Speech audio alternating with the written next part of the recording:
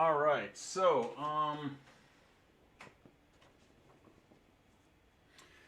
I graded your homework 3. I decided to do question 2, which was one that we talked about some in class, and I also worked with some people in office and lab.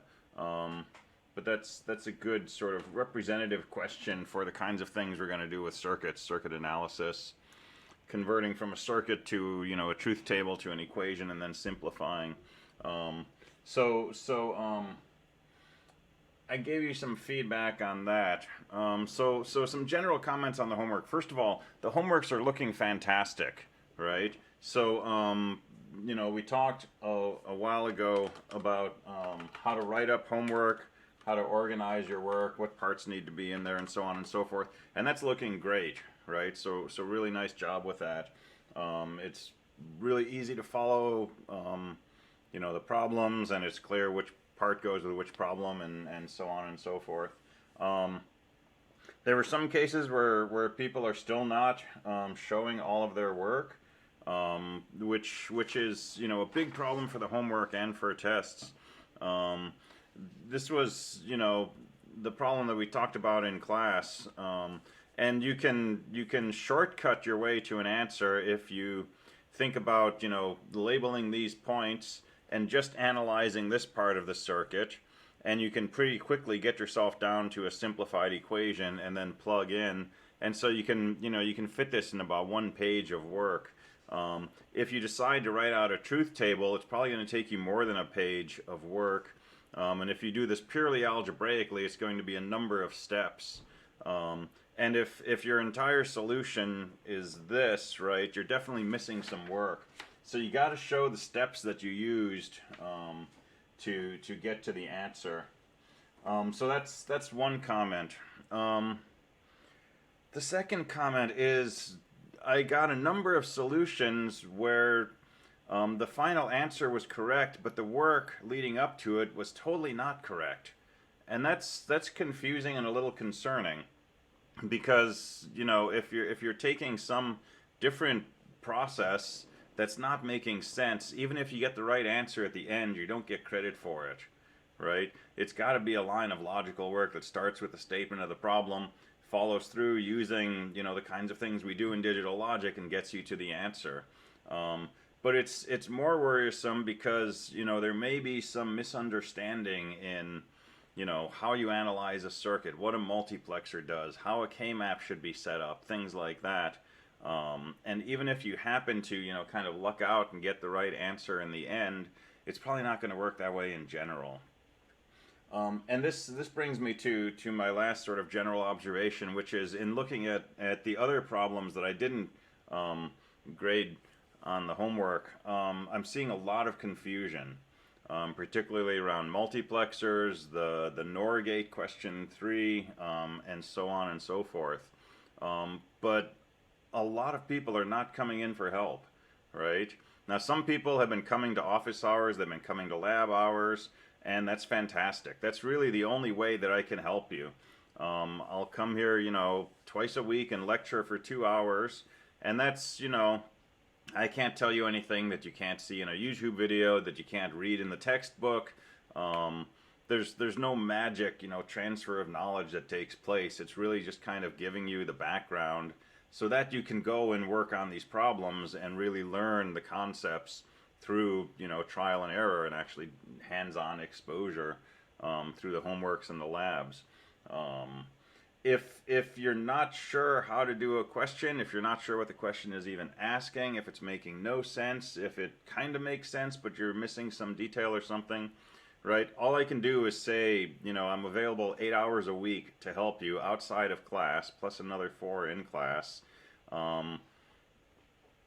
That's why I'm here, right? And I can't help you if you don't come by. And I've had some students who tell me they can't make it to those hours, and I've said, let me know what your schedule is, and we'll figure out some other time that works, right? I can be somewhat flexible.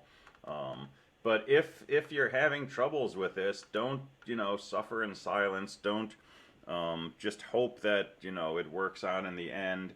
don't lose yourself in, you know, a Stack Overflow website session where you're looking online for answers or hints or guidance, right? You can come to me and you can ask questions, and I will try to point you in the right direction. And if I know what you've done so far, or you know what your next step would be, I can try to you know help you course correct in a way that just kind of going to, you know, a site that has the answers or works out similar problems can't necessarily do. So anyway, just kind of want to put that out there. I'm going to stop badgering people about this because I know you're adults and you can make your own decisions about how to you know, get through a course or manage your time and so on. But I want to make sure that offer is clear to everybody, right? Don't ever hesitate to come in and ask for help, even if you feel like you're asking the same things again and again and again. In fact, especially in that case, right? Come in and say, you know, you told me this before, it's still not making sense. I'll try to find a different way to help you out with the concepts. All right, so we're going to go through the material today that you need to do homework 4. Okay, to do the parts of homework 4 that I posted. But before we get to that, any remaining questions on homework 3? This is the one you turned in and I graded, and you've got grades now in Canvas.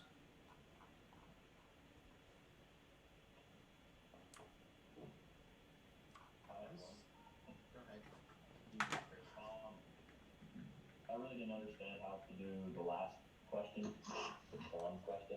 The prom question? Okay, let's do that.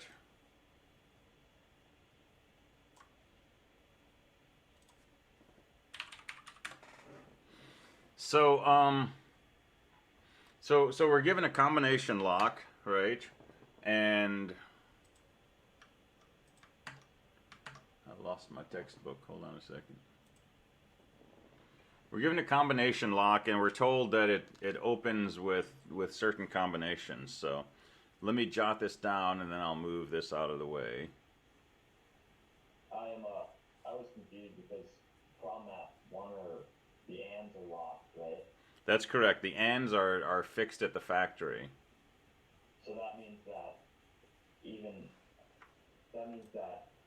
all the ands are locked, that there would be 256 different possible AND combinations for 8 inputs. Exactly. So I was confused on if we had to draw 256 lines. Well, that would be a pretty cruel assignment. But theoretically, yeah. So theoretically, we've got, you know, these 8 inputs. And I didn't leave myself a lot of room here, but I'll do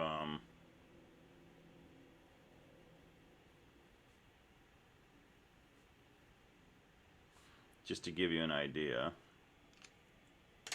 Right, so we have these inverted.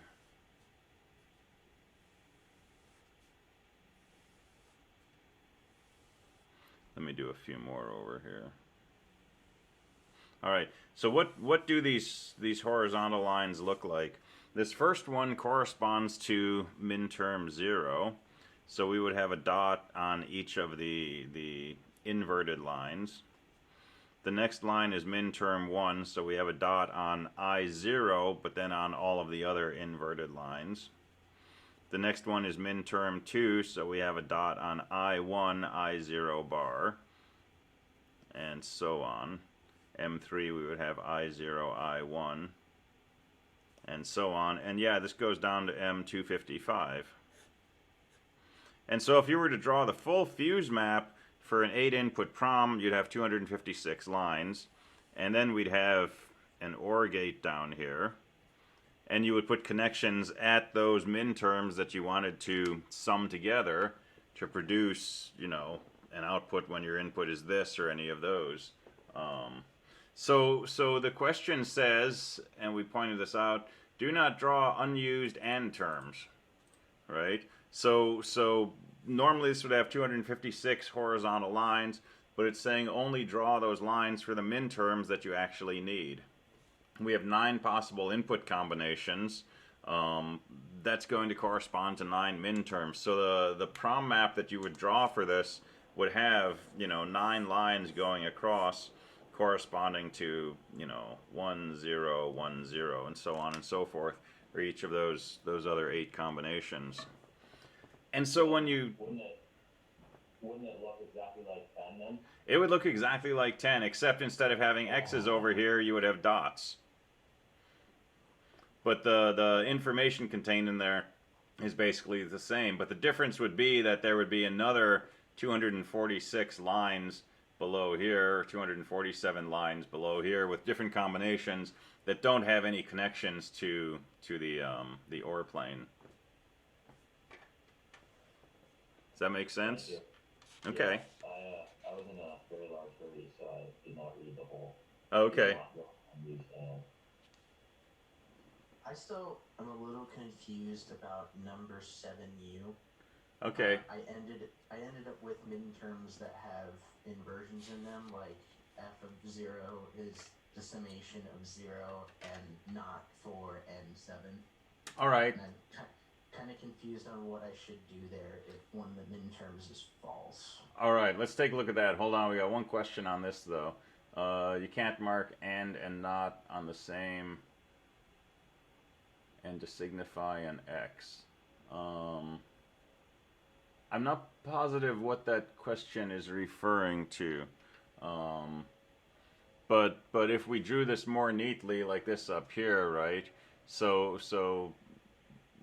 this AND plane, is fixed. It's got 16 combinations of inputs and their inverses, and then we make connections over here. We only have one output, right? So there's just one OR gate, and we would simply put an X each place that we wanted that minterm to be summed together.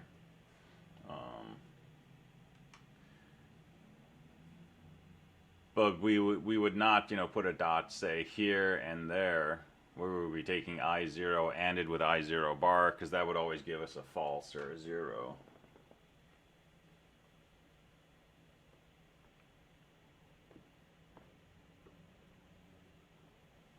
Does that make sense?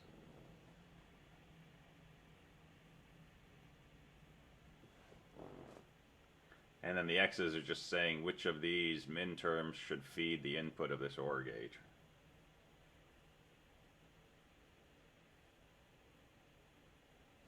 Okay, yeah, you're welcome. All right, so let's take a look at number 7.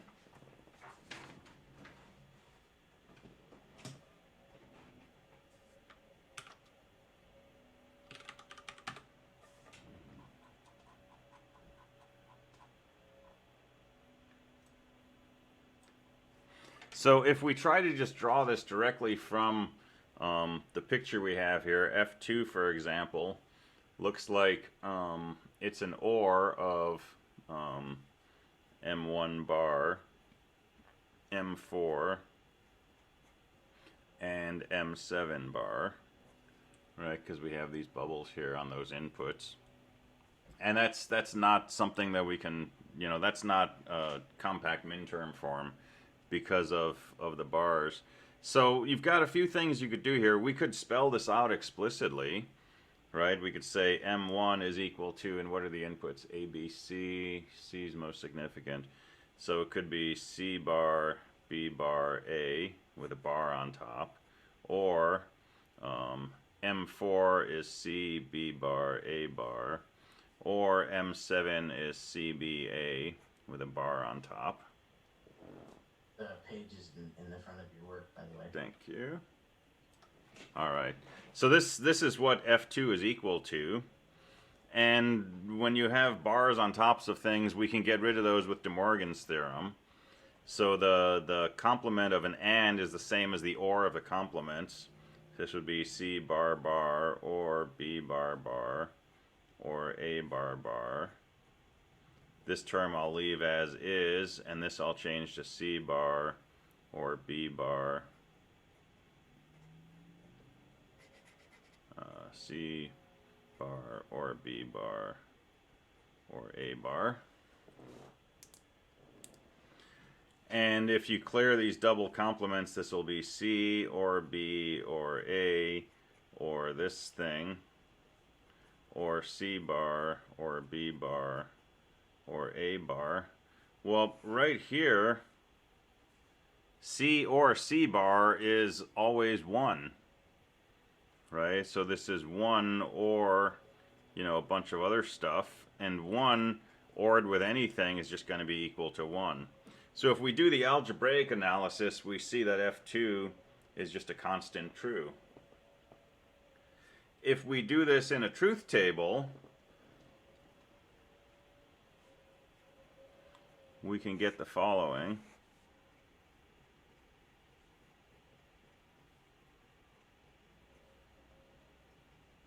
So we could look at M1, and M1 is a 1 exactly in row 1, which means M1 bar is a 1 everywhere except row 1. And if we look at M4,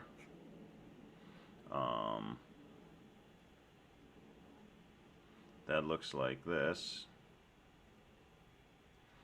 And if we write M7, that's a 0 everywhere except row 7, which means M7 bar is a 1 everywhere except that last row. And now to find the value of F2, we're asked to take an OR. So we're taking the OR, or the sum, of this, this, and this. And, since we're doing an OR, we're going to get a 1 everywhere except maybe this second row. And in that second row, M7 bar is going to be a 1. So that tells you that the OR of those, which is F2, is always going to be 1. So that's another path to that. The other way, and I recommend looking at the algebra or the truth table first, but then if you kind of think about this, so OR gates, right, we basically need to say under what conditions is at least one of these inputs a 1. And when you think about this bubble here, right, this means that any time that M1 is a 0, F2 is going to be 1. Well, when is M1 is 0? It's a 0 all the time except when M1 is true. And when M1 is true, we know that M7 is going to be false, which means when we bubble it, that's going to be true. That's going to make this a 1. So however you slice it, F2 is always going to turn out to be exactly 1. Now for F1,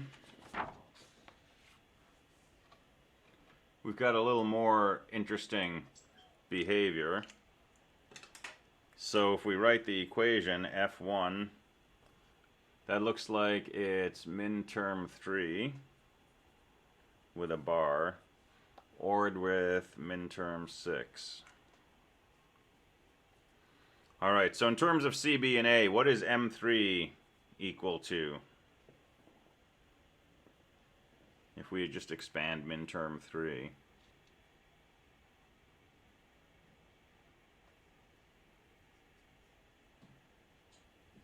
It's A not B, C? Let's see.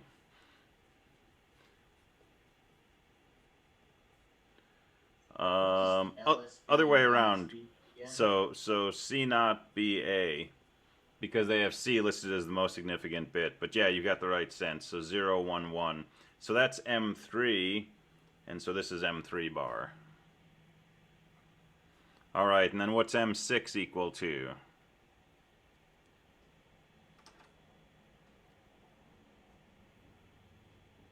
That's CBA bar. That is CBA bar, absolutely. All right, and then we can do the same trick. Throw De Morgan in. De Morgan's your best friend in this course.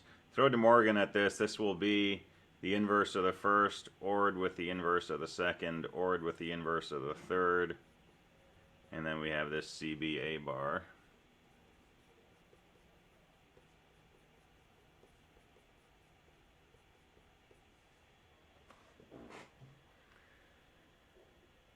And you can try to simplify this further algebraically, but at this point I would probably go to a truth table. and see what you come up with. But if you want to think about it sort of from a logical perspective, right? If C is true, this whole thing is true, right? Because C is being ORed with all of this. If C is not true, this term's not going to be true. So this term is really not contributing anything. And so this is the same as C or B bar or A bar. And so that would be, you know, a fine answer that we could use. But if we want a sum of products, well, that is a sum of products. So, you know, A bar or B bar or C.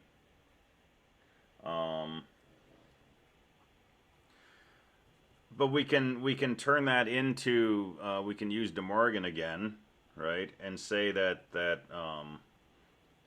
three things ORed together, well, it's the inverse of the inverses ANDed, right? Which was what we started with.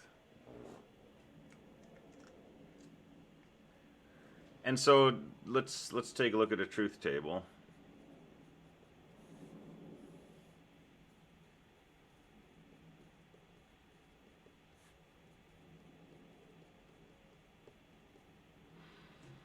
So our output is going to be true, and I'm not going to put in the temporary columns that I suggest you put in, because this one I think we can do in our heads because it's just a straight OR. So if C is a 1, our function is definitely going to be 1. If B bar is a 1, our function will be 1. So if B is a 0, the output will be 1. And if A is a 0, the output will be 1. And so here's the only case where the output is a 0. So we could write this as a product of sums really easily. That's really what this is. Or we could write it as a sum of 7 products. And if we wanted to put this in compact form, it would be this.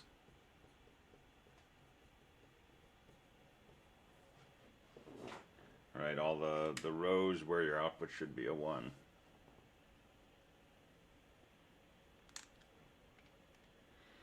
And it might be interesting to note that if we write it as a product of sums, it's just that. That's the only row where the output should be a 0.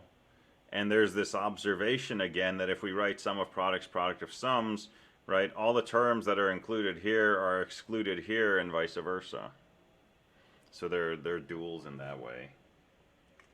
But don't try to memorize those things, right? Those are good things to observe, but don't try to memorize those and use those to solve problems. All of these problems, we can always come down to either algebraic equations or truth tables, and almost always truth tables will work. And if you know how to do a truth table and how to work through and get to the final column, and then you know how to write a sum of products or product of sums from a truth table, you're set. You can't go wrong, right? And even if you have some crazy looking circuit like this, and this is a really kind of bizarre circuit, right? Or something like this, right? Just go back to the truth tables and just work methodically until you get to the answer. That's going to be the correct answer, right? That's one thing that's nice about digital logic.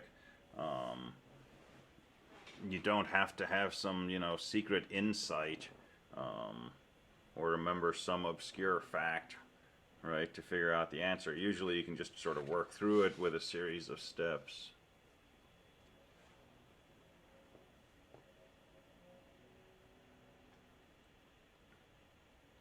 All right, anything else?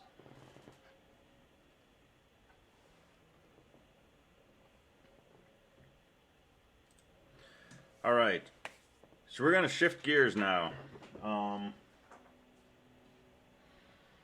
Up to this point, we've been working with a particular type of circuits, which we can call combinational circuits.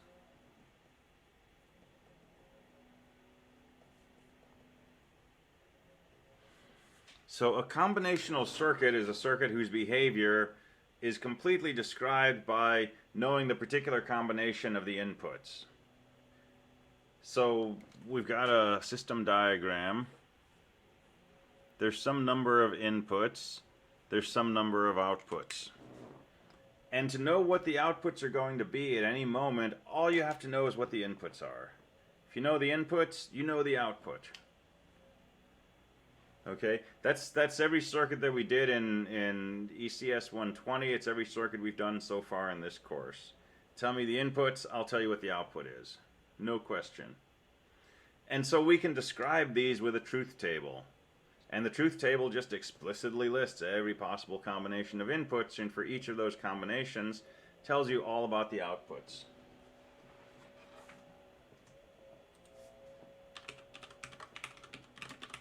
Okay, so those are combinational circuits. It gets more interesting when we have circuits that don't behave that way. And these are called sequential circuits.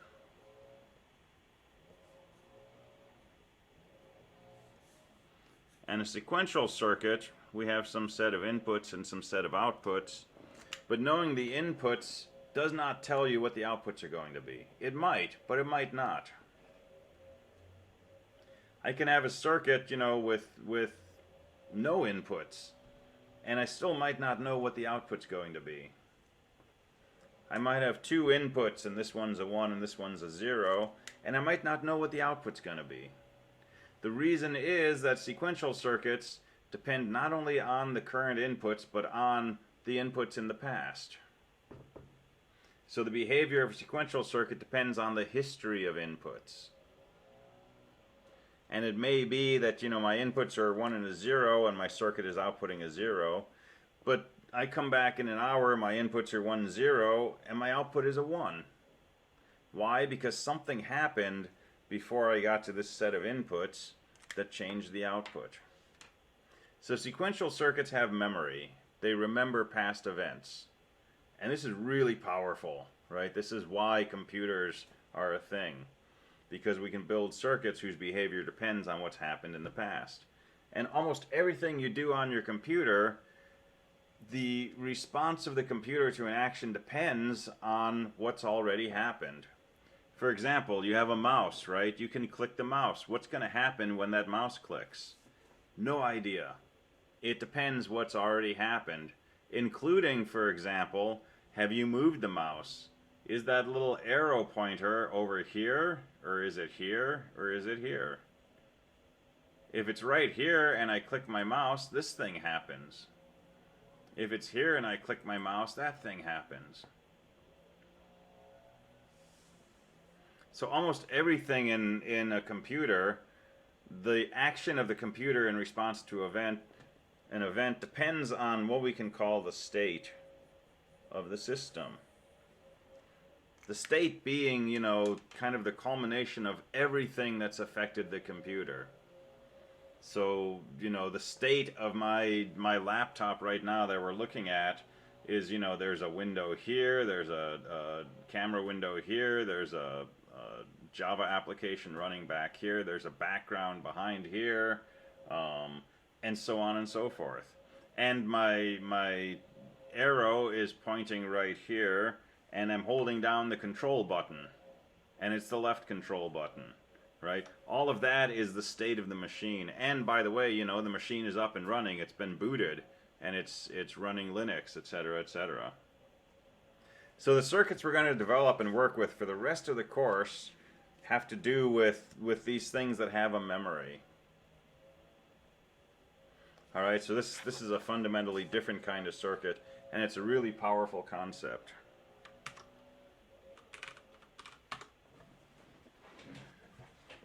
The whole key to building a memory with digital circuitry is to use feedback.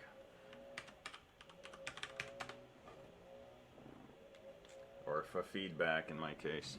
And so if we think of kind of a general picture of a circuit, and we've got some inputs, and we've got some outputs.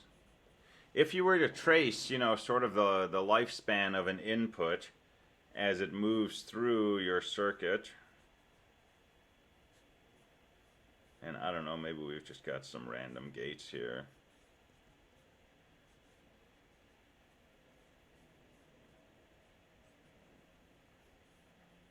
Or whatever,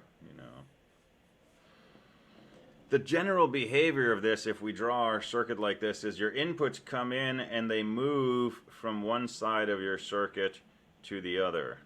This input comes in and it goes through there and it goes up here and it moves and it comes out, right? There's a unidirectional flow through the circuit. And things completely change as soon as we start to introduce feedback.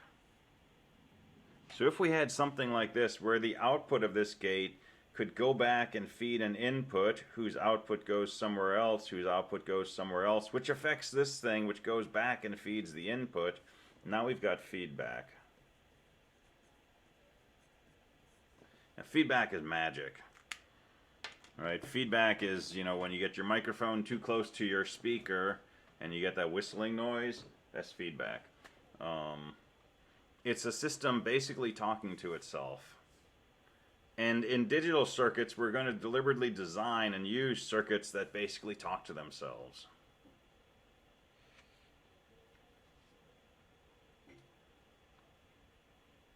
All right, with me so far? Yep. So let's look at a simple circuit with feedback. So we have an inverter. We know what inverters do. If you put in a 0, you get out a 1. If you put in a 1, you get out a 0. So let's take an inverter, take its output, feed that to a second inverter, and then feed the output of the second inverter back to the input of the first. And let's imagine this goes through an LED and goes to ground. And the question is, what will this circuit do? Will the LED light up or not? That's just a clock. Sort of. Kind of, yeah. Kind of, yeah. So what do you think? Will the LED light or not? I think it will flash repeatedly. Flash repeatedly. That's a good possibility. Where's your VCC though? So it could flash, it could be on, it could be off. Well, how can we analyze this? It's a little tricky because if we don't know the current state of the system, if we don't know what the input here is, we can't figure out what the output is, which means we can't figure out the output here, which means we can't tell if it's on or off. But we can break this down into some possibilities. So when you work with circuits like this, sometimes you need to think about sort of parallel cases, possibilities. So let's consider one possibility. Suppose, let me grab a pencil for this.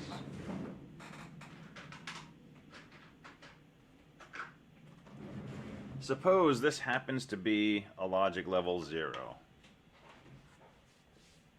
All right, what is the output of the inverter going to show? 0 or 1? 1. That's going to be a 1, which means the input of this inverter is a 1. What's the output going to be? 0. That's going to be a 0, and that 0 is going to come back on the wire here, and this will still be a 0. That'll be a 1, that'll be a 0, and so on. In which case, 0 volts going through an LED to ground, LED is going to be off. But that's only one possibility, right? It could be that this happened to be 5 volts. And if this is a 1, then the inverter is going to output a 0. And if this is a 0, the output of the inverter will be a 1. And that one goes back to the input, so that's still a 1 and a 0 and a 1, and so on. And since we have 5 volts here, resistor LED ground, the LED is going to be on. Now, which of those will happen, I don't know. And it's really hard to predict. All we can say, though, is by analyzing this, is that if this LED is on, it should stay on. And if the LED is off, it should stay off. But the state of this LED depends on its prior state. just by looking at this circuit, I can't tell you if that's going to be on or off. So here's a proto board, and we'll put 5 volts into this. And this is a 7404, so it's an inverter chip. And I have the output of the first inverter on this little blue wire tied to the input of the second. And the output of the second comes back on this white wire to the input of the first. And that output also goes through a resistor to an LED. And the LED is off. Now, if I unplug this and plug it back in again, it's still off. But this time I plugged it in and the LED came on. So we don't know what state the system's going to be in, but we do know that whatever state it's in, it's going to stay in that state. In other words, it's a stable circuit. So this is what the circuit looks like right now. There's a 1, there's a 0, there's a 1. Now suppose, so this wire is hanging off of this point right here. So I've got this extra wire dangling out here. That's this. And it just changed. Suppose, wonder if I can get it back on quickly. Alright, we'll switch this around. So this is a 0 and a 1 and a 0. And I've got this wire. Suppose I were to touch this wire to 5 volts. Now that's a confusing thing to do because this inverter is outputting a 0, and if I connect this to 5 volts, I'm taking that output, which is trying to output 0 volts, and I'm kind of forcing it to 5 volts. And it's a competition. It's called bus contention, right? But if I hook this wire up directly to 5 volts coming out of this USB plug, that's going to overpower this little inverter that's trying to output ground. And I can force this point right here to be logic 1. And if I do that for just a moment, what's going to happen is that logic 1 will come around to the input. This inverter will go to a 0. This inverter will change its mind and say, hey, I think I'm going to output a 1. And this will be stable. So if I take this wire, nope, it just did it without me doing it. Anyway, if I touch it to power, this LED will turn on. If I take this wire and I touch it to ground, the LED will turn off. And I can force this to be either a 1 or a 0 by temporarily driving this point right here to either 5 volts or 0 volts. And this is a rudimentary memory circuit. Now, it's not a very good one. You can see it sort of forgets what it's doing sometimes. It's sensitive to noise and so on. But you know, here's the circuit, I'm not touching it, the LED's off. I do this, there's a circuit, I'm not touching it, the LED is on. I do this, exactly the same circuit, still not touching it, LED's off. So the state of the system depends on what's happened in the past. Okay, that's the kind of circuit we're going to build. And we can't describe this with a truth table. There's no inputs, right? It's simply, you know, some value of f, and there's the truth table for it. But sometimes, you know, that's your truth table. All right, so it has a memory. Situations with truth tables, like if it's in this state, it's this truth table, or in that state, it's this truth table. We could do that. So we could have, you know, multiple truth tables where we say, you know, in some cases it's this, in some cases it's that. But that gets complex really quickly if we have a lot of possible states. So this is where a timing diagram will come in. We can describe the behavior of this circuit pretty precisely with a timing diagram. So let me take this extra wire that's hanging off here, and let me draw a picture of this. And let me call this W for wire.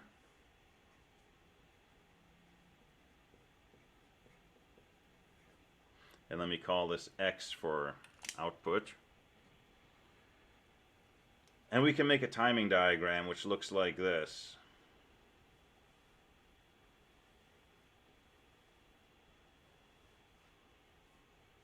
And let's suppose X is off to begin with.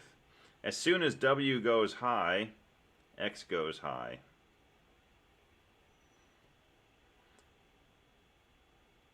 Well, okay. I have to back up here.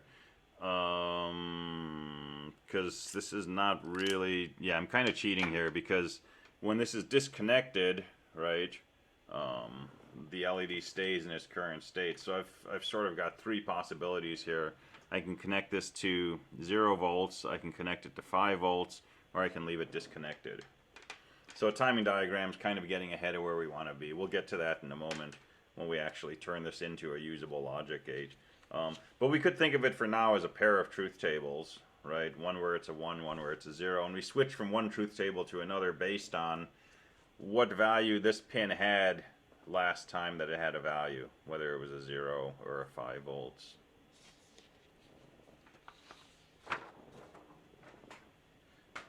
All right, well, let's modify this a little.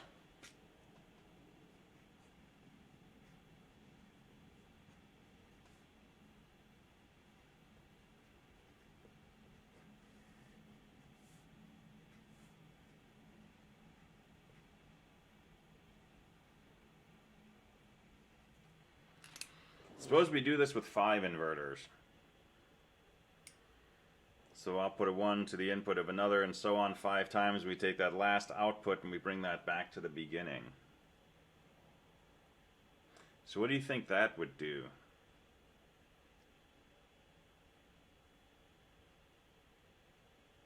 Since it's an odd number, if you put a 0 in, a 1's going to come out, and if you put a 1 in, a 0 is going to come out? Exactly. It's an odd number of inverters, so if this is a 0, that'll be a 1, 0, 1, 0. We'll get a 1 out, and the LED will turn on. But also, that 1 will come back to the input of this inverter, which means this will be a 1. This will change to a 0, 1, 0, 1, 0. Now the LED will be off.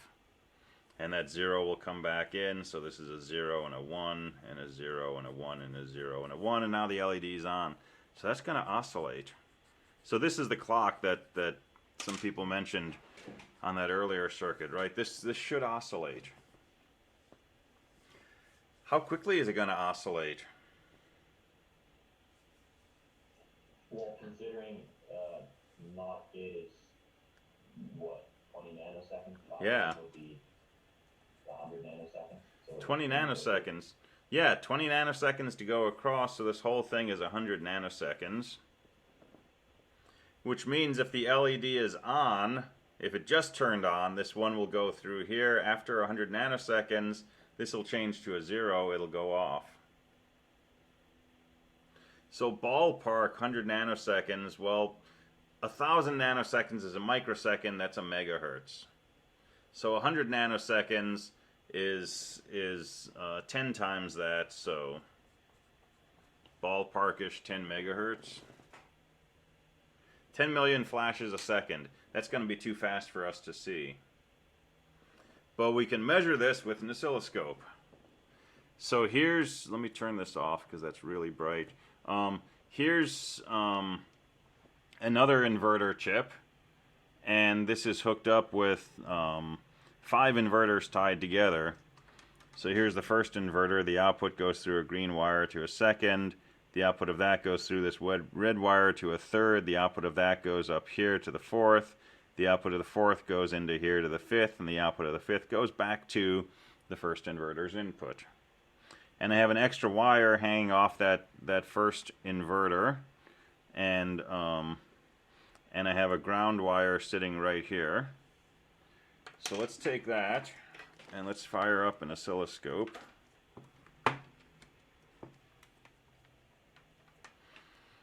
And when you're in the lab, right, you have an oscilloscope. It's a physical device. You have these probes that look like this. There's usually a clip that goes on to ground.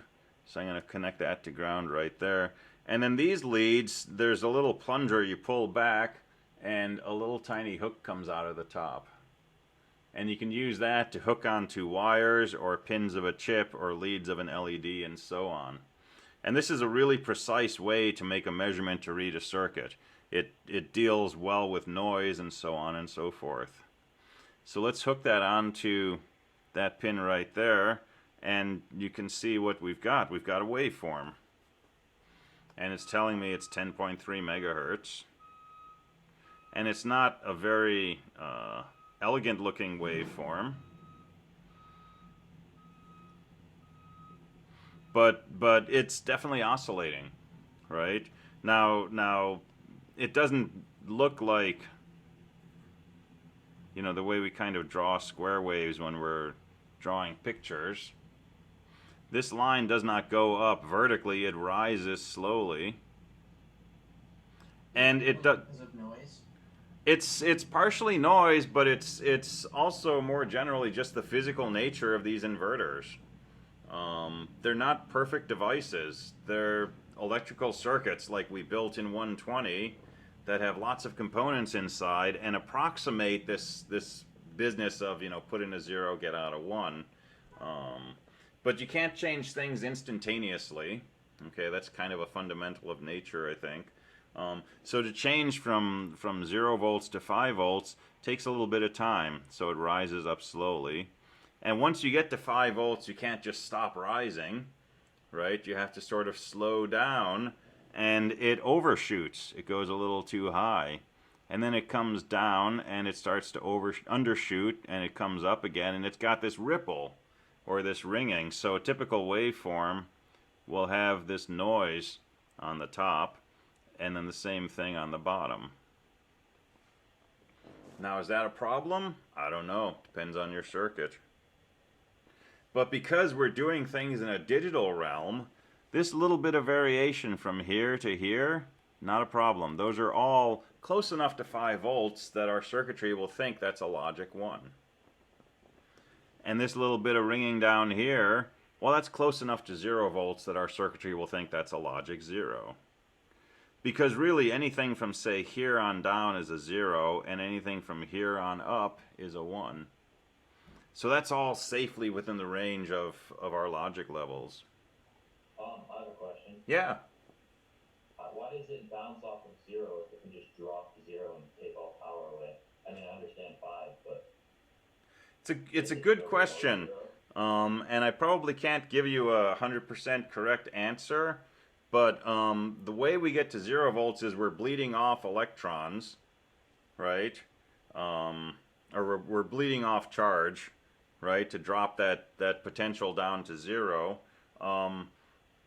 But as you're putting negative charge carriers into your circuit, right, you can put in more than you need and end up with a negative voltage. But the other part of it, this is probably not 0 volts. This is probably, you know, 0.1 or 0.2 volts.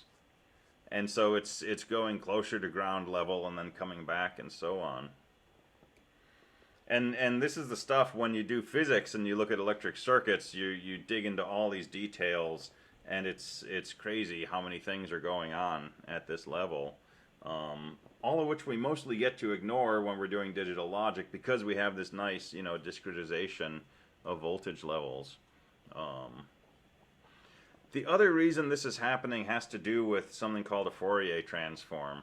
And this ties into why CDs don't sound as good as vinyl, right? Because CDs, they're stored digitally, and when you make a waveform that looks like this, a square wave, it's actually comprised of an infinite number of very smooth sine waves, but with different frequencies and amplitudes. And if you add those all together, you get closer and closer to a square wave. And so some of what we're seeing there are the residual effects of the fact that a square wave is really a composite of multiple sine waves of different frequencies.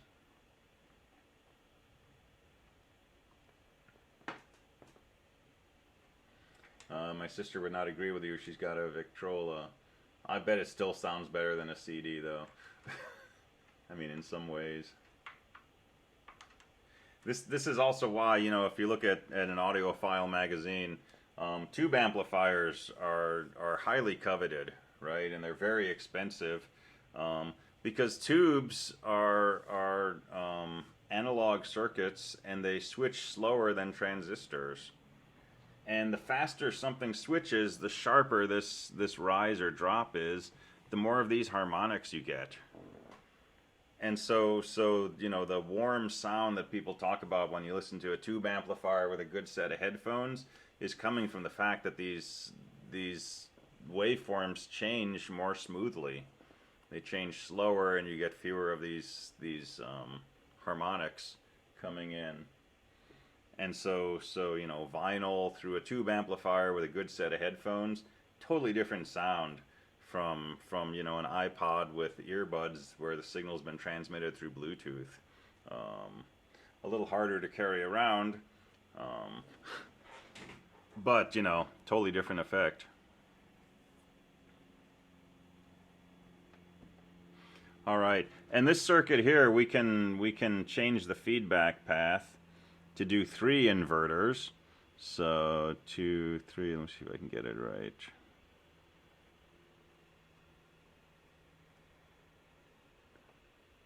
Second. All right, so there's 3 inverters connected together, and there our frequency is 17 megahertz. So that's a faster oscillator, and probably a sloppier waveform. This doesn't really work with one inverter. It's too fast, at least for my oscilloscope to pick up. So you also need a little bit of delay for this to work. And if you think about this circuit, if these were instantaneous, this wouldn't be happening. I don't know what would happen, but you wouldn't be getting this relatively slow oscillation,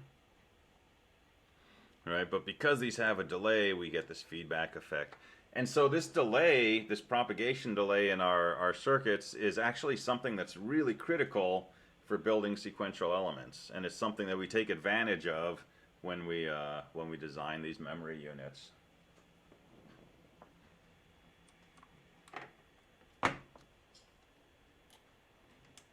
All right, so that's my show and tell part for the day.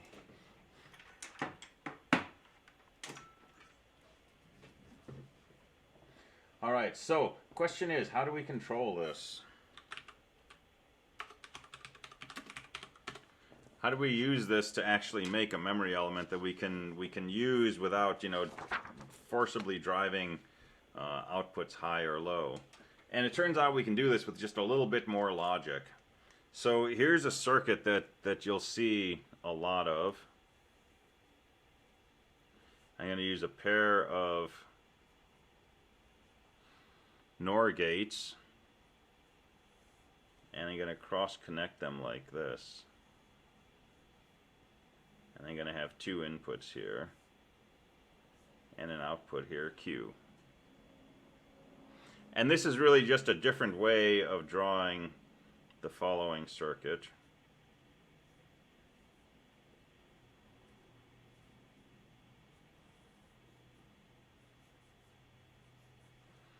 Okay, it's exactly the same circuit, but this is a more symmetric way to draw it. And suppose that this input is a 0 and this input is a 0. Again, we don't know what the output's going to be, but if this is a 0, this is looking like an inverter, right? When you take anything and you OR it with a 0, you just get that thing that you started with. And so when you put it through a NOR gate, you get the complement of that thing. So whatever this input is, this is the opposite. And whatever this input is, this is the opposite. So if both inputs are a 0, this basically looks like a pair of inverters.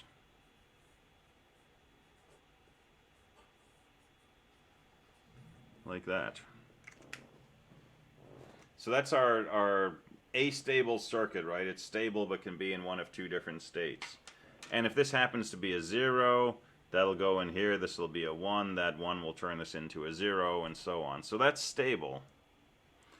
But if, for example, we raise this input to a 1, now we know exactly what this is going to do. So if I put a 1 into a NOR gate, what's the output going to be?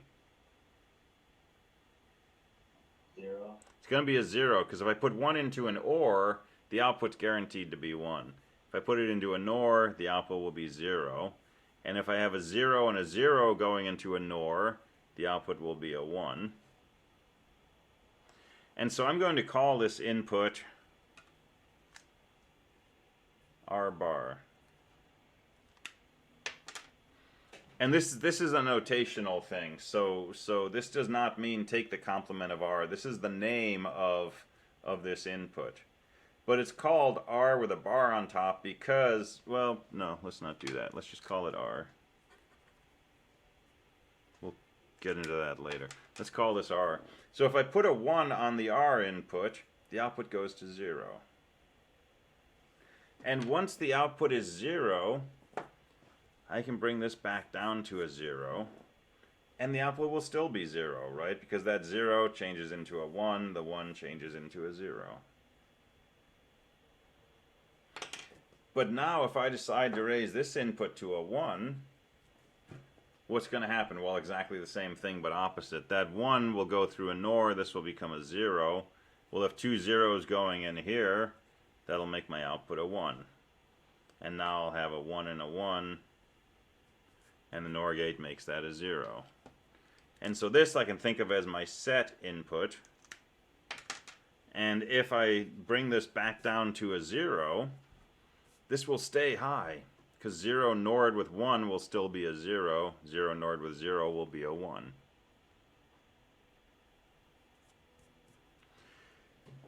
Alright, so this is the memory we've been talking about. I can have a circuit where S and R are both 0, and sometimes the output is high, sometimes the output is low. Okay, so this is the place to talk about a timing diagram. So let's sketch a picture of how this circuit behaves. So I'm going to show my inputs S and R, and I'm going to show my output Q. And I'm going to start off with S and R low, and I don't know, I'll just suppose Q is low. It could be low, could be high. But at some point, I'm going to raise my S input, and when I do that, Q is going to go high. Now, I'm not showing propagation delays here. I'm just going to draw all these things as knife edges. So at some point, I raise S, I keep R low, and my output goes high. Okay, here's the thing. I bring S low again. I keep R low. My output continues to be high. Right? It remembers that I had this little pulse on the set line. And now let's raise the R input and leave S low. And at that point, Q will drop. And now, if I drop R again so that R and S are both low, guess what? My output continues to be low. And then later on, if I decide to raise S again, that's going to cause my output to go high. So here's a timing diagram for this circuit. And we draw these vertical lines just to sort of line things up visually. Ideally, you do this on graph paper or a computer or something. But here's the behavior, right? At this point, S and R were low and Q was low. At this point, S and R are low, but Q is high. Here, S and R are low, but Q is low. Here, S and R are low, but Q is high. So if we tried to make a truth table, we can't tell you what Q is by knowing that S and R are both low. Okay, sequential circuit. But the timing diagram completely tells us what's going to happen. How long does the memory last? Pretty much as long as the power stays on. Now, if you take power off the circuit, then you know, when you power it back on, who knows how it's going to power up? Might be a 0, might be a 1. Depends on, you know, the time of day, what's happening on the surface of the sun, if somebody's using a hairdryer in the next room, and so on. It's more or less random, or at least unpredictable. But as long as you keep power on, it should hold those values forever.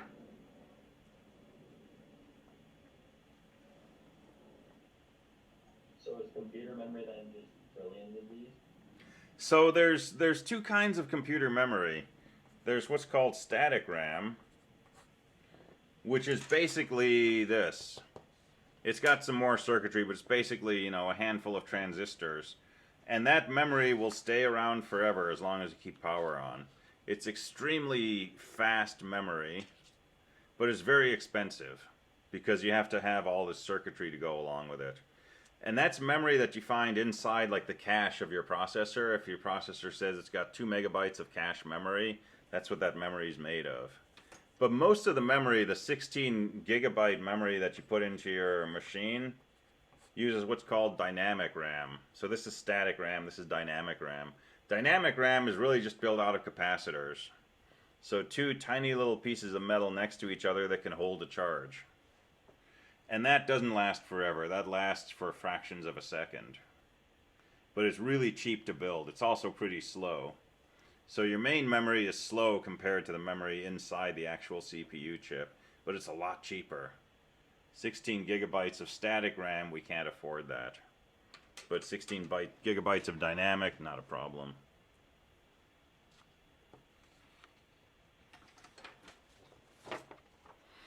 But, you know, at one time, this is what all memory was. So when you bought a memory chip in the 70s or 80s, right, it was static RAM.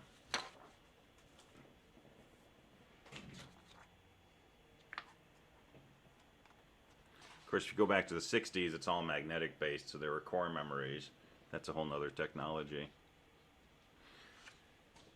All right, so we can build memory circuits, right? We can use a pair of NOR gates and cross-couple them like this, and have a circuit that we can set or clear by just toggling one of these lines. And it's completely general purpose. We don't have to, you know, short an output to ground or power to change it. It's completely well behaved.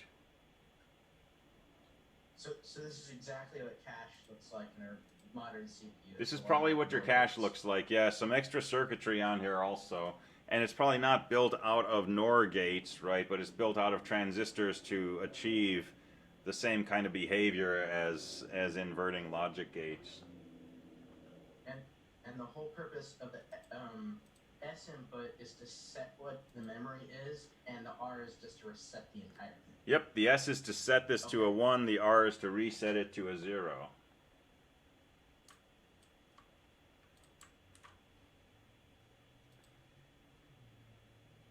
And so if we go back to that circuit of the Apollo guidance computer, right, where we said everything was built out of NOR gates, well, these things here, these are memory elements, right? These are these cross-coupled NOR gates with different inputs going in that can be used to set or reset.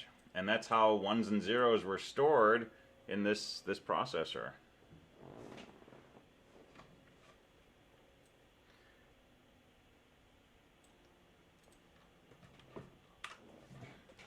All right, so to make this practical, we need to add some additional circuitry. So this is an SR latch.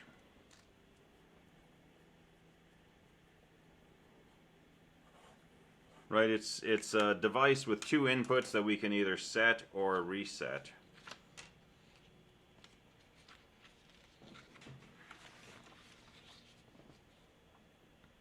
But that's not terribly convenient, right? If we're taking the values of something, we want to save it in some piece of hardware. Usually we have a 1 or a 0, and we'd like to say save this number, save this 1, save this 0, instead of, you know, set it or reset it. So we can modify this to make what's called a D latch. And a D latch is really just an SR latch with some extra stuff added. So how do we make a D latch or a data latch? We'd like a box. One with 2 inverters do that? Yeah, yeah.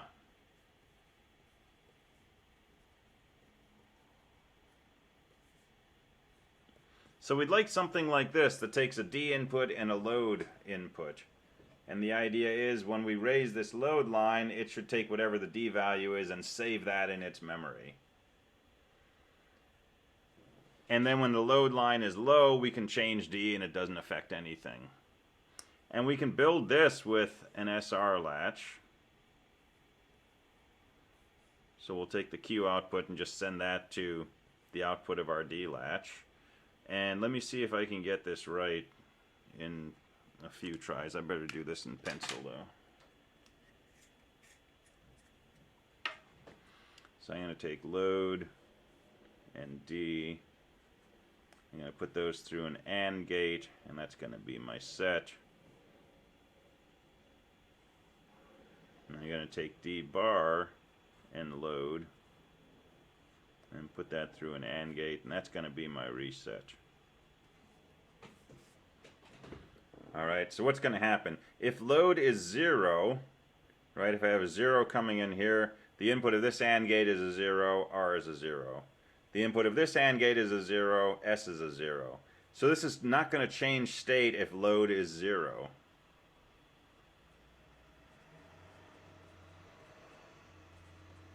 So let's say Q is low and load is low. I can be changing D, I can be going high and low and all this. Doesn't affect anything. Right? My output is totally stable. Now if I raise the load line to 1, what happens? This becomes a 1, this becomes a 1. If D is a 1, 1 and 1 is going to be a 1, the S line is going to go high. If D is a 0, 1 and 0 is a 0, this will be low, but the D gets inverted here, 1 and 1, the R line will go high. So when the load line is high, whatever my D input does, that's what my output does.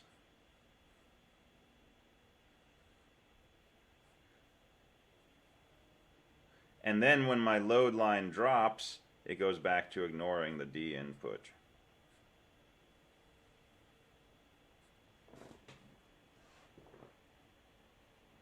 So the behavior of this circuit is basically while the load line is high, the D input goes to the Q output.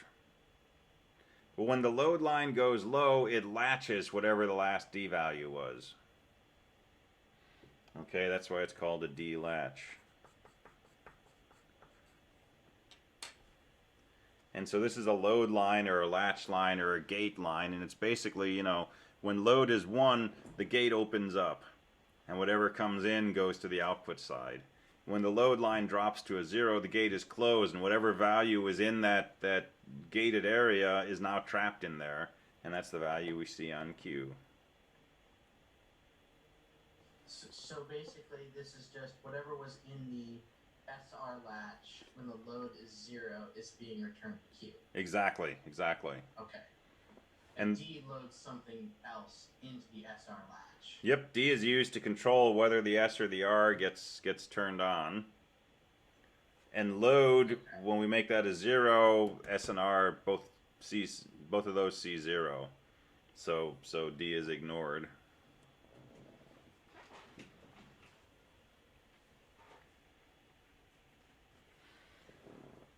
All right, let's see how we're doing. We're doing good here. All right, let's do a 3-minute break. Just so I don't force you to sit here for an hour and 50 minutes nonstop. But we're making good progress here, so let's do a 3-minute break.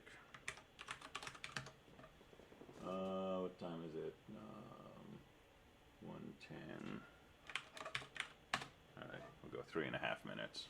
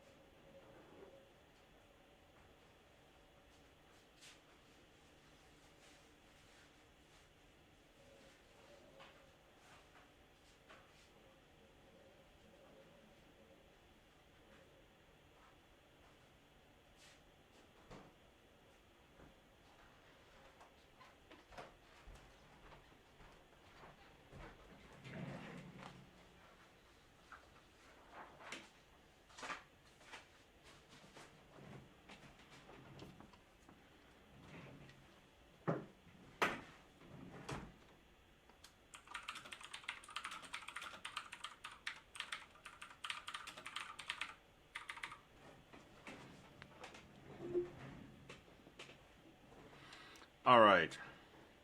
So these kinds of things, circuits like this, these latches, these are called level triggered devices. And by level triggered, what we mean is the level or the value of the load line affects what the Q output does. If the load line is low, the Q output is stable.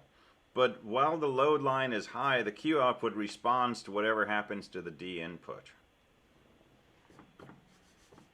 Okay, and that's reasonable. That's still something we can do good work with. But there's a fundamental problem with level triggered devices. And just as kind of a motivational example, imagine you're creating a CPU. Okay, and you want to do something like I equals I plus 1. Okay, so what is this thing I? It's a variable. Let's say it's 16 bits.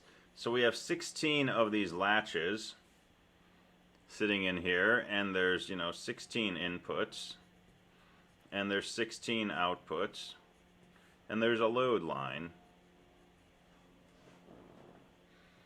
And we talked a little bit about adders the other day, so we could take these 16 bits and we could put them into an adder, and we could take the number 1, and we could get out 16 new bits corresponding to I plus 1. Right, so this is the value of I. What comes out is going to be I plus 1. And if we want I to be equal to I plus 1, we basically, through the magic of multiplexers, we make connections between each of these outputs and a corresponding input.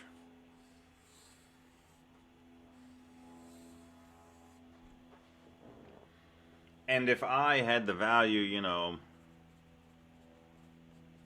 0101, and we put that in the adder and add 1, well, the output of our adder is going to be 110. And so this is, our D inputs up here and our Q outputs here. So we have a 110 going into the D inputs.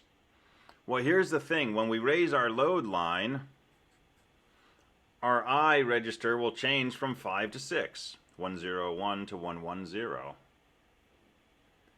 But as soon as it does that, as soon as this becomes a 110, that 110 goes into our adder. Our add circuitry adds 1 to it and makes this 111, and that 111 comes around up here. And now the input to our D latches is 111, and if our load line is still high, our Q's change to 111.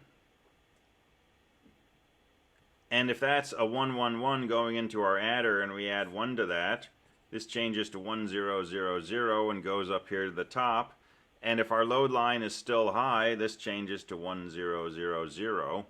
And whereas I was equal to 5, now I is equal to 8. And as long as our load line stays high, I is going to keep setting itself equal to I plus 1. And this makes it really hard to build a computer. And the underlying problem is this level triggered nature of this D latch. The fact that as long as this stays high, the input gets sent to the output.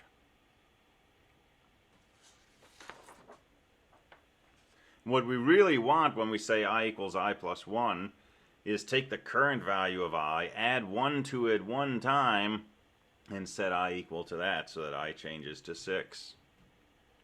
Which means when we took that 5, we added 1, we got a 6, and we brought that around to the top. We needed our load line to be high so that 6 could get loaded in, but then we needed the load line to go low before that 6 had a chance to go around and turn into a 7 and come back in. And so the timing of this load signal becomes critical. If we don't raise that for long enough, I won't change. But if we raise it for too long, I will start changing more times than we wanted it to. And if we're doing an addition, that's a pretty quick operation. If we were doing a multiplication, I equals I times 3, this is going to take a lot longer, and we would need the load line to stay high for a longer period of time. So this is a nightmare. It's also called asynchronous logic. So we don't use these kinds of things in our computer circuits.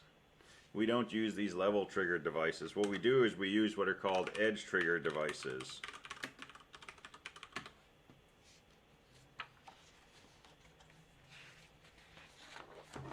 And I won't go through all the details of this right now, but the basic setup is we use a pair of level triggered devices. So here's the load lines. And we feed one load line into here, but we invert it and feed that into another one. Here's D and Q and D and Q. And we set up a pair of these devices.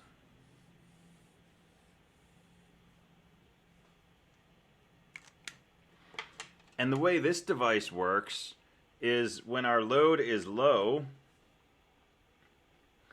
nothing can go into this latch here, right? The D input is ignored because the load line is low. When our load line goes high, the value that's in here on the D is now going into this latch, appearing on Q and coming up to here. But because our load line is high, the inverse of the load is low, this device is locked. So Q is not changing, even though D might be changing. That changes the output here, but this output is totally stable. When our load line drops, that's when this becomes a 0, the output here becomes a 1, and now the Q output changes in response to whatever D's being fed in here. But at the same moment the load line goes low, this is a 0, this is now stable. That was a really fast discussion, but I'll give you the punchline. It's the punchline that's most important here, which is when you have this device, which we're going to call a D flip-flop, and let's just think of it as a D input, an input that used to be called load, but now we're going to call it clock, and an output which is still Q. The output Q changes to match the D input, but only when the clock changes from a 1 to a 0. And if you work through this circuit, you'll see that once the clock is low, D is basically ignored. Once the clock is high, D is basically ignored. When the clock changes from low to high, D is basically ignored. The only time the output can change is right at this moment when the clock line changes from 1 to 0. And so this is what we call an edge trigger device.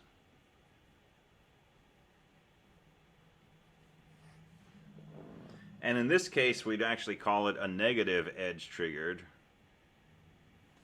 because it's when the edge changes from a high value to a low value. In other words, when it drops, that's when the output changes based on what the D input is.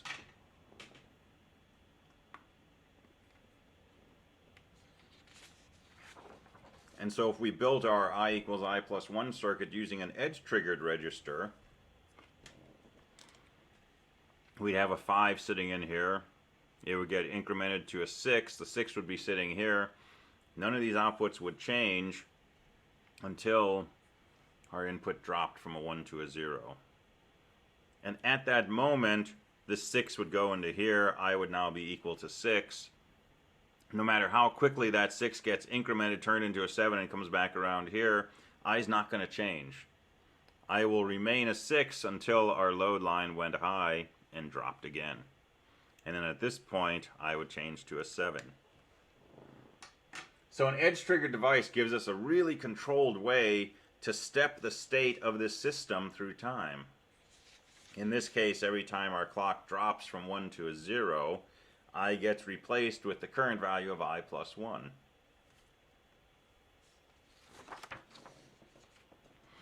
Alright, so this is an edge triggered D flip-flop, and the thing to know is its behavior. right?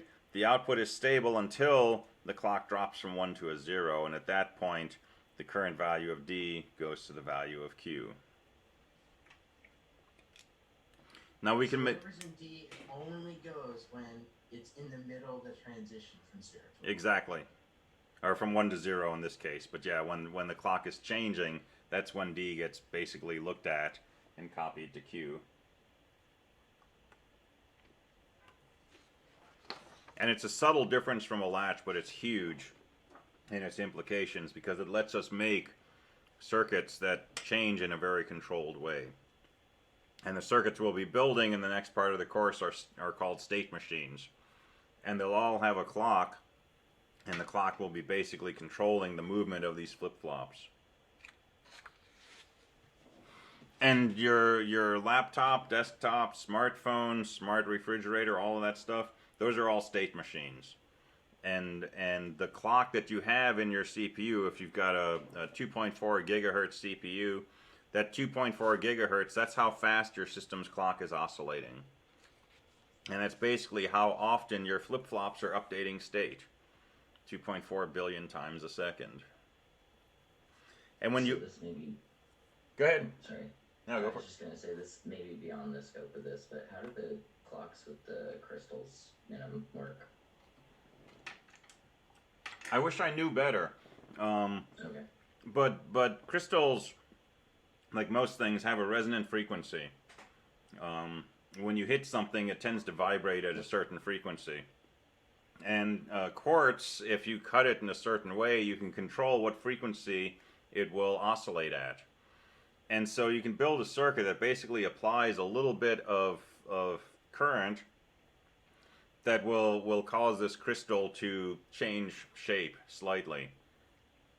And you can set it up so that as it changes shape, it changes the current that's going in, and you create a feedback loop. And the rate at which that feedback loop moves between the two states will be tied to the sort of natural resonance of that particular crystal.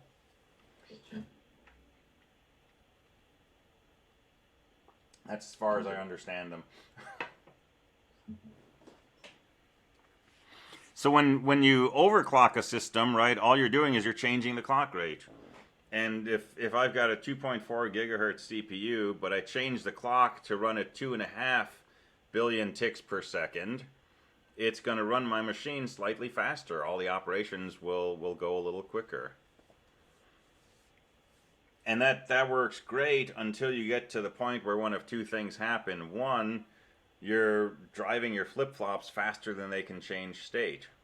Because, you know, flip-flop is made up of gates, and gates have propagation delay. And if I have an inverter that needs 20 nanoseconds to change state, and I try to make it change state in 15, it may not work. Or it may work, right? Because there's always wiggle room in these parameters. So you can overclock a little bit. The thing that usually gets you in trouble with overclocking, though, is heat. Because the faster you're changing these things, the more heat they're generating. And depending on your cooling system, you can easily get to a point where your circuitry is generating more heat than can be dissipated, and you start getting smoke. And then you've got a different situation. Then the magic smoke that really makes the system work escapes. Yep, the magic smoke escapes, and then it just doesn't work anymore.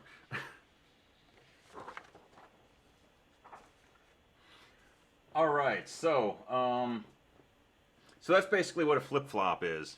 And flip-flops we can describe with something like a truth table, but here's a typical table for a D flip-flop. And I'm gonna go with positive edge triggered, because those seem to be more common. So how could we write something like a truth table? Well, a D flip-flop has you know, an input D, and an input that we'll call clock, and an output Q. And here's the way that we would draw this. We would say if the D input is 0 and the clock is rising, then Q becomes a 0. If the D input is 1 and the clock is rising, then the Q output becomes a 1. And that's usually all you would see. And the understanding is any other situation, Q doesn't change. So if the clock is not rising, if it's 0, if it's 1, if it's dropping from 1 to 0, Q doesn't change. Is that standard notation for like a up arrow if it's in like changing state? It's one of a number of standard notations, which means not really, but you'll see this for sure. You'll definitely see the arrows pointing up for a positive edge, down for a negative edge. That is standard. But as for what other information might be in here, it depends. So sometimes you'll see something like this. If the clock is a 0, it doesn't matter what the D is, and you might see this labeled as QN, and it might say the nth value of Q is the same as the n minus first. So now we're thinking of this as a sequence of Q values, and this is a shorthand for saying the new value of Q is the same as the previous value. Or sometimes you'll see Q written with a star, which means the next value of Q, and we could have a thing here which says the next value is the same as the current. We'll do this in more detail when we start designing state machines and analyzing state machines. But for now, this is probably a good notation, just those two columns. So when the clock rises, Q changes to reflect the value of D. And this will let us differentiate a D flip-flop from other kinds of flip-flops.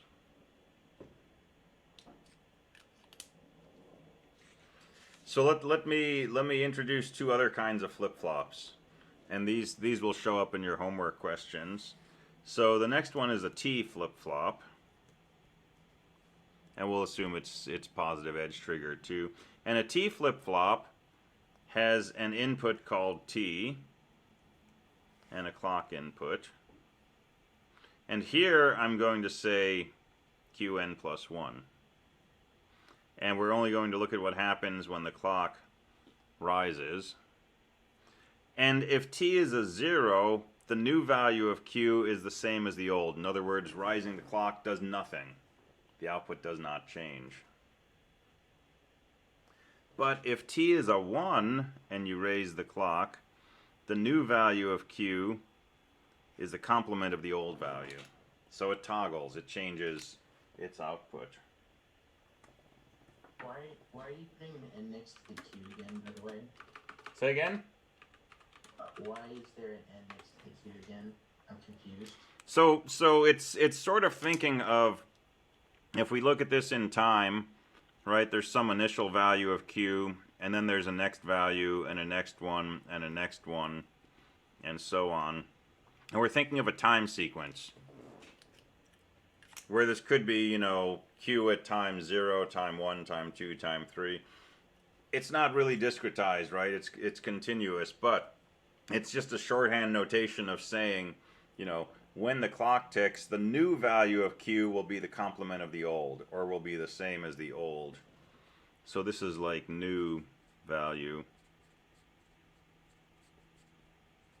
after the clock rises, and this is the value immediately before the clock rises. So it's just kind of a bit of a peculiar notation, but it comes from this idea of a sequence. So a toggle flip-flop, if T is a 0, raising the clock does nothing. But if T is a 1, each time you raise the clock, the output flips, or toggles. If it's a 1, you raise the clock, it goes to a 0. You raise the clock again, it goes back to a 1. So it bounces back and forth.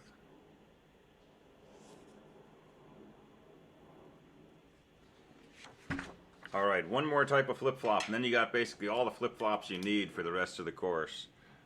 This is a JK flip-flop. So a JK flip-flop has two inputs. Guess what they're called? J and K. And it's got a clock. And all the action happens on the rising edge of the clock. So a lot of times when you see these tables for a flip-flop, there's not even a clock column given. Somewhere else it describes whether it's positive edge triggered or negative edge triggered, and all you'll see is here's the inputs, here's the output. And the table's understood to mean this is what happens when the clock ticks. And I'm going to again use this, the value immediately after the clock tick in terms of the value immediately before. So if J and K are both 0, this does nothing. The value right after the clock tick is the same as the value right before, so it doesn't change. If your JK inputs are 0, 1, the value right after the clock tick will be a 0. Does not matter what it was before. So this clears the flip-flop. If J and K are 1, 0, then when the clock ticks, the output becomes a 1. Does not matter what the value was before.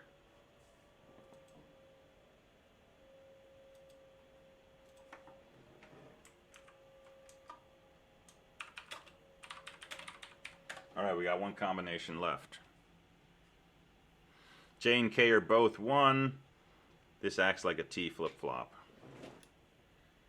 So if J and K are both 1, clock ticks, the output toggles value.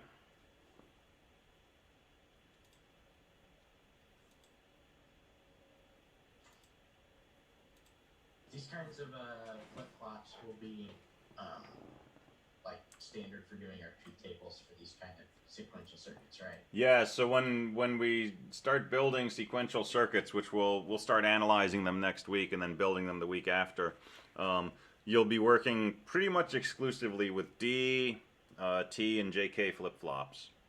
And we're going to get a ton of practice using them.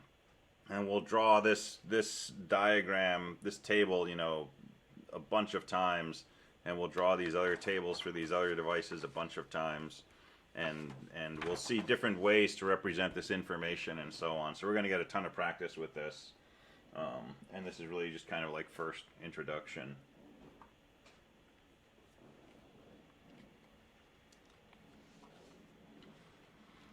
And you can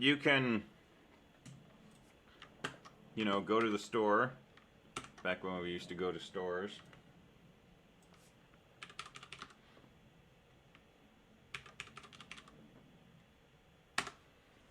And you can buy these devices, right? So 74 LS74. Oh, there's no 74.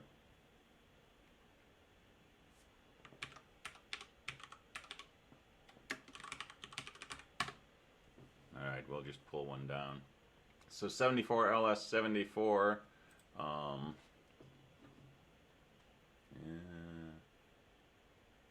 Most companies will post their data sheets, but then there's all these companies that try to get you to download data sheets through them, and that's kind of a pain. Alright, so there's a 74 LS74. Dual positive edge trigger D flip-flops with preset clear and complementary outputs. What does that mean? Well, it's a D flip-flop, right? It's like this thing. But it's got some extra gee whiz stuff to it. So it's possible to force this thing to a 0 by just driving this input low. It's possible to force this to a 1 by driving this preset input low. Right? So if preset is low, the output goes high. If clear is low, the output goes low. If preset and clear are both low, it's kind of an undefined state. If those are both high, then when the clock rises, if D is high, the output goes high. When the clock rises, if D is low, the output goes low. And then here they're showing if the clock is low, it doesn't matter what D is, Q is, and they're using Q0 to mean the previous value of Q. So we've been saying Qn plus 1 and Qn. This is another way to do it. Q and Q0 means the previous value, right? The output logic level of Q before the indicated input conditions were established. And this device, it has two of these D flip-flops inside, completely independent of each other. So each one has its own clock, preset, clear, output, and also a complemented output. So there's an output Q, but also an output Q bar. And that's pretty standard, because when you build this circuit out of cross-coupled gates, you get the inverted output for free. It's really just the other output.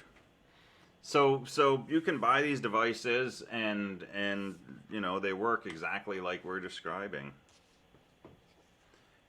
And they're pretty useful. Anytime you want to build something with memory, or if you want to build, you know, a state machine.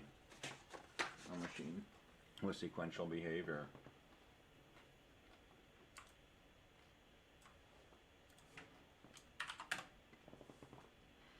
So let's take a look at the homework.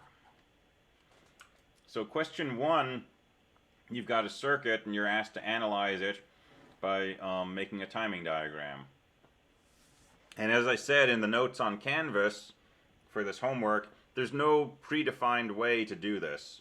There's no set of rules like first, you know, make this input low and this input high.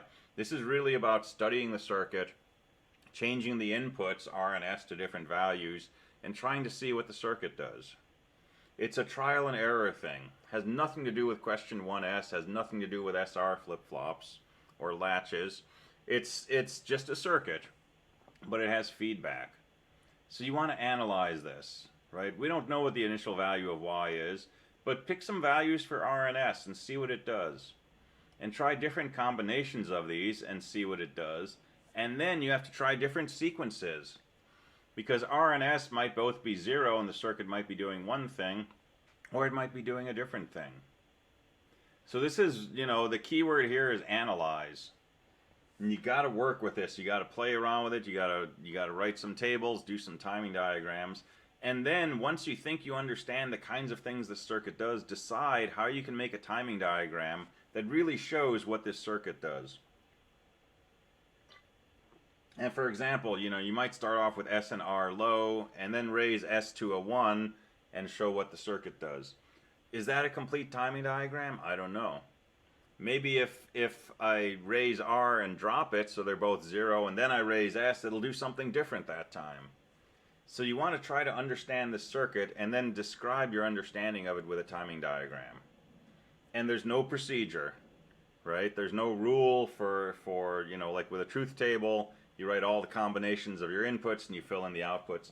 There's no rule for this because we can't describe all the possible combinations of ways you could change the inputs over time, right? Because time goes forever.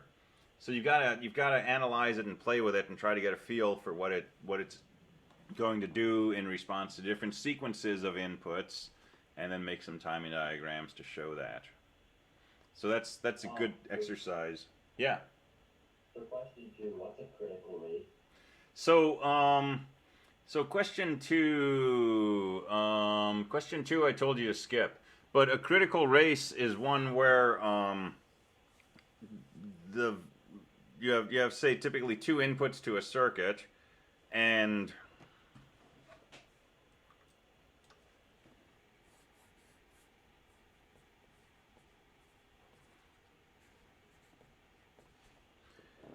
let's say if both inputs are 0, right, your output could be a 0 or it could be a 1. It depends on the order in which these 2 zeros got processed by this circuit. And it may be that, you know, if your first input dropped a little bit before your second input, you may end up with a totally different behavior than if your first input dropped a little bit after your second input. And if the order in which these things change affects the value of the output, that's called a race condition. And a critical race is one where this is going to create a persistent difference in the output. So I think it skipped question 2 in Canvas, but that's what a critical race is, and we'll talk about those in a different context. But it's related to question 3, which I did ask you to do. And question 3 is looking at the behavior of how these inputs are changed on a sequential circuit. So let's go back to, say, a D latch,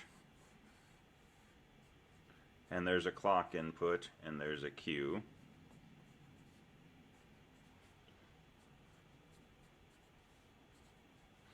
And I've told you that, you know, say the clock input is high, and this is positive edge triggered.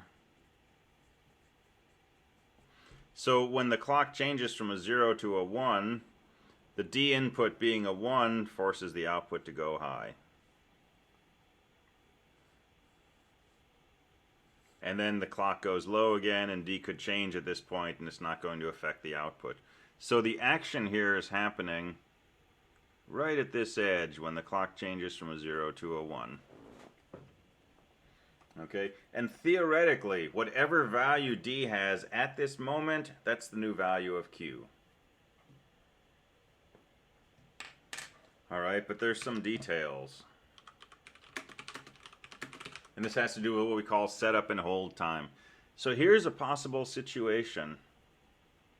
Suppose my D input is low, and right before the clock ticks, I go, oop, I'm going to change D to a 1. Is my circuit going to notice that? If I do this like a billionth of a second right before the clock ticks, is my circuit going to notice that 1 and set my output to a 1? I don't know. If I do it a billionth of a nanosecond before, it's probably not going to notice it. Because a billionth of a nanosecond, my 1 that I put on the pin in my chip is not even going to make it into the inside of that chip, because electrons propagate pretty slowly. So in order for this input of a 1 to be recognized as a 1,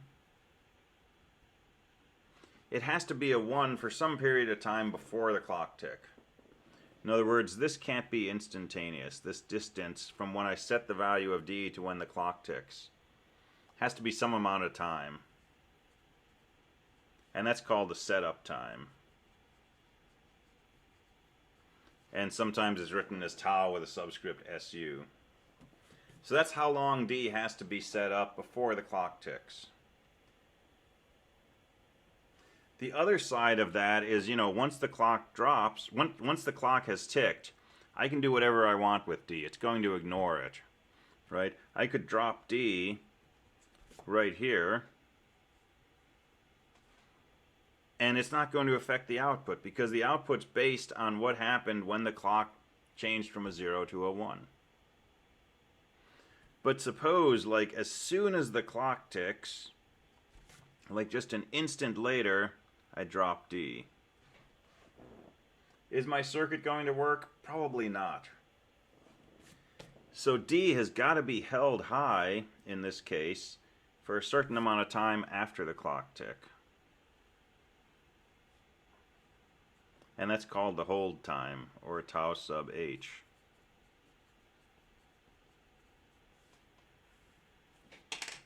Okay, and those are just, realities of the physical world. So yeah, theoretically, at the instant when the clock rises, the value of D is sampled. But for this device to work correctly, D has to be stable for some period of time before and after that clock tick. Okay, the time it has to be stable before is called the setup time. The time it has to be stable after is called the hold time. And so question 3 is related to setup and hold time. And it's basically saying, suppose that you have 5 clock ticks going from 0 to 1, and you're trying to input the pattern 10110. And it wants you to draw a timing diagram like this that shows the input, this is like the D input, taking on those values, but being held long enough and set up long enough after and before the clock tick. So this one, it's not a bad option to go and look at what was written for question 3, if what I just said didn't make sense. Because your drawing is going to look basically like this, but with a different input pattern, 10110. But the idea is, this is the setup time right before the clock tick, and this is the hold time right after. Now this is a negative edge triggered device, 1 to 0. For 3U, you're doing a positive edge triggered device, 0 to 1. Alright, and then question 4 is saying if you only have D flip-flops, how can you make yourself a T flip-flop? So how do you get this kind of behavior out of something like this? And that's a good one to think about. And we can build all our flip-flops out of a D. And we can build a D flip-flop out of a D latch, and we can build a D latch out of a pair of NOR gates. So really all of this stuff can be built out of NOR gates, which we've already said, right? But as a part of that process, think about how you can get this kind of behavior if all you have is a D flip-flop. And it's going to basically involve figuring out some extra logic to put on the inputs of a D flip-flop to get this kind of behavior.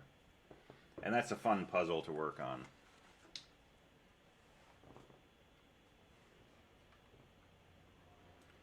Alright, so I think all I assigned for next week was 1, 3, and 4 from, oh, no, I did 5 too. So 1, 3, 4, and 5. So 4 and 5, complete the timing diagram for a negative edge-triggered SR flip-flop. SR is like a JK, except that if S and R are both 1, then the output is 0 instead of toggling. So here you're told what the clock is doing, you're told what the S and R inputs are, and you're just asked to fill in what the Q output is. And it doesn't say anything about propagation delays, so you can ignore propagation delays in this one. Right? You can assume that your changes are instantaneous. Otherwise, your drawing gets a lot more complex. And typically when we analyze circuits, we're going to ignore propagation delays. And the reason we can ignore propagation delays is because we have a clock. And since everything happens at the edge when a clock ticks, you know, if it takes a fraction of a nanosecond for the outputs of some circuit to trickle through the inputs of another circuit and so on and so forth, that doesn't matter because none of our flip-flops are going to change value until the next clock tick. And so we can have all these sort of intermediate states where things are settling down, things are going through and propagating through the circuitry and so on, and none of that's going to change the values of our flip-flops until the next clock tick. And when we start analyzing state machines, we'll look at clocking speeds and see some of the factors that affect how fast we can clock a circuit, and see some of the things that will happen if we clock a circuit faster than that maximum speed, and why sometimes that's a problem, sometimes it's not. All right, that was a ton of stuff. Like I say, this is really the big bridge from combinational to sequential. So it's kind of the bridge from the 120 style circuits to the second half of 250 style circuits. So it's a lot of material in there. We will spend, you know, the next couple of weeks going over this stuff again and again. So don't worry if it's not crystal clear, right? But look at the homework questions, go back over the notes, look through the text. Right, the parts that we've already talked about today, and then come with questions, office hours, lab hours, or class, and we'll be building this up over the next few weeks. All right, cool. Have a good rest of the day, good rest of the week, and I will see you next class or in office. Have a good weekend. Thanks. You too. Thank you. Your weekend.